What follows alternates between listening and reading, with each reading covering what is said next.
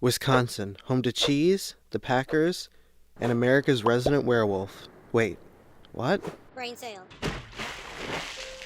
Werewolf, were meaning man, and wolf meaning wolf, is a pretty self-explanatory name. It's a man with the ability or the misfortune of turning into a wolf. It might seem like some far-fetched monster story, but did you know that suspected werewolves were once tried just like suspected witches?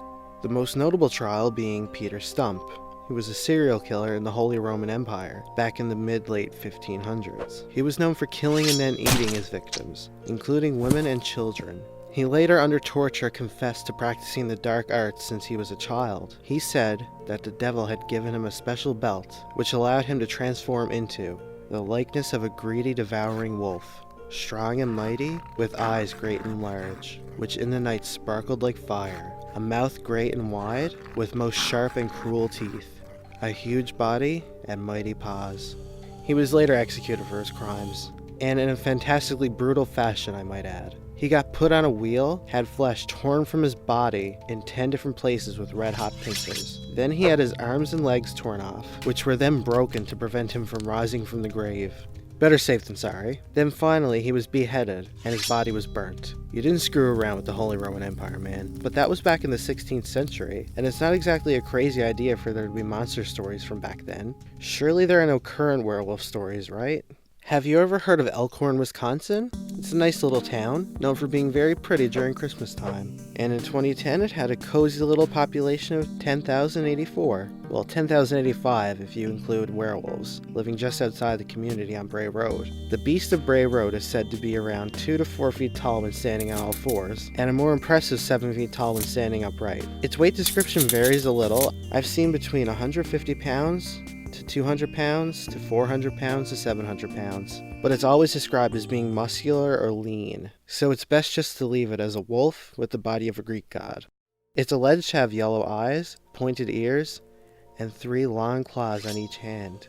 Although it's labeled as a werewolf in most media coverages, there actually haven't been any reports of the creature transforming into a man, so it isn't really a werewolf in the traditional sense. But I really can't think of a better name for such a creature. Its first sighting was back in 1936 by Mark Shackleman at St. Coletta, a Catholic convent just east of Jefferson, Wisconsin. But the beast saw a real spurt of sightings starting in 1989. During the fall season of that year, a bar manager named Lori Drizzy was driving down the road when she came across a figure knelt down.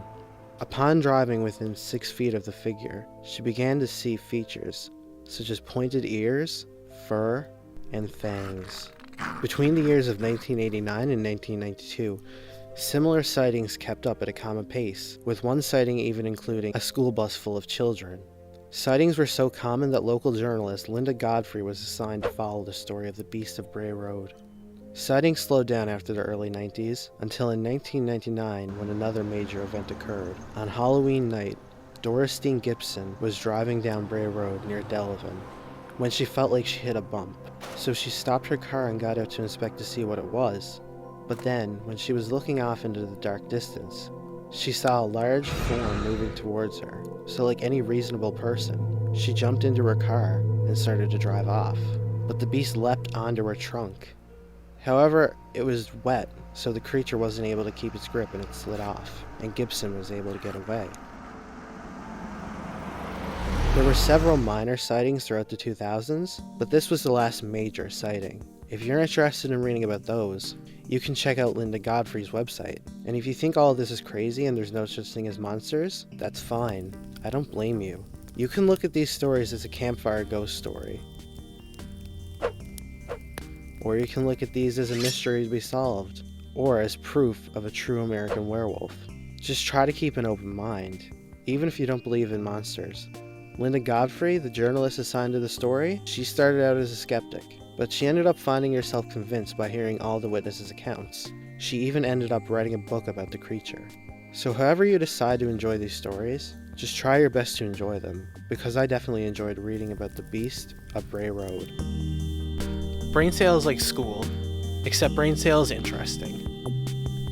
So if that sounds good to you, go ahead and click the subscribe button, and then click the bell button, because there's a lot more coming up next.